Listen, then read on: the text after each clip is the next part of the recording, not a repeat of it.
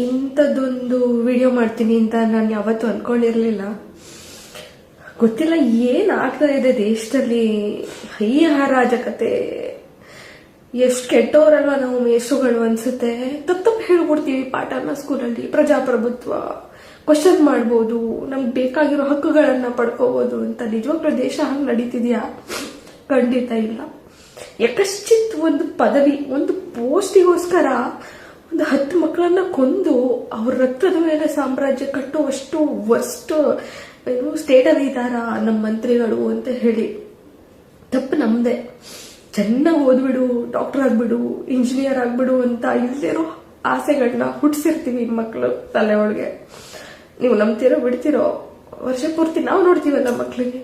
ಇದೊಂದು ವರ್ಷ turning point. SLC ಚೆನ್ನಾಗಿ ಸ್ಕೋರ್ ಮಾಡ್ಬಿಡು, PUC ಚೆನ್ನಾಗಿ ಸ್ಕೋರ್ ಮಾಡ್ಬಿಡು ಅಂತ ಹೇಳಿ ಊಟ ತಿನ್ನಲ್ಲ, ನಿದ್ದೆ ಮಾಡಲ್ಲ, ಸರಿಯಾಗಿ ಆರೋಗ್ಯ ನೋಡ್ಕೊಳ್ಳಲ್ಲ. ಜಸ್ಟ್ ಬಿಕಾಸ್ ಚೆನ್ನಾಗಿ ಸ್ಕೋರ್ ಮಾಡ್ಬೇಕು, ನಾನು ಒಂದು ಒಳ್ಳೆ ಮೆಡಿಕಲ್ ಸೀಟೋ ಇಂಜಿನಿಯರಿಂಗ್ ಸೀಟೋ ತಗೋಬೇಕು ಅಂತ ಹೇಳಿ.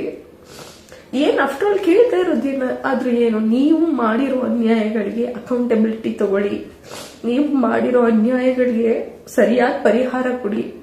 ಎಷ್ಟು ಜನ ಸೂಸೈಡ್ ಮಾಡ್ಕೊಂಡು ಸತ್ರು ಮಕ್ಕಳು.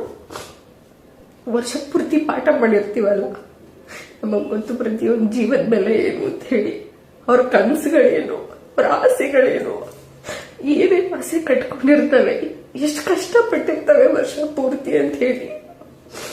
ನಿಜವಾಗ್ಲೂ ಇದಕ್ಕೆ ಯಾರ್ಯಾರು ಅಕೌಂಟೇಬಲ್, ನಿಮ್ಗೆ ಹೊಟ್ಟೆ ತಣ್ಣಗಿರ್ಲಿ, ನಿಮ್ಗೆ ಒಳ್ಳೆ ಸಾವುಗಳಂತೂ ಬರಲ್ಲ.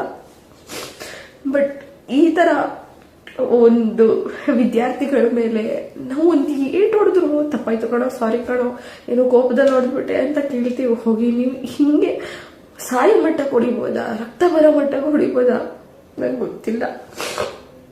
ಅದನ್ನ ನೋಡ್ತಾ ಇರೋ ತಂದೆ ತಾಯಿಗಳ ಶಾಪ ನಿಮ್ಮನ್ನು ಬಿಡುತ್ತಾ ಗೊತ್ತಿಲ್ಲ. This is not done, this is not my country. No, definitely not. ಹೆಚ್ಚಿನ ವಿಡಿಯೋಗಳಿಗೆ ಪ್ರತಿಧ್ವನಿ ಯೂಟ್ಯೂಬ್ ಚಾನೆಲ್ ಸಬ್ಸ್ಕ್ರೈಬ್ ಮಾಡಿ, ಬೆಲ್ ಐಕಾನ್ ಕ್ಲಿಕ್ ಮಾಡಿ.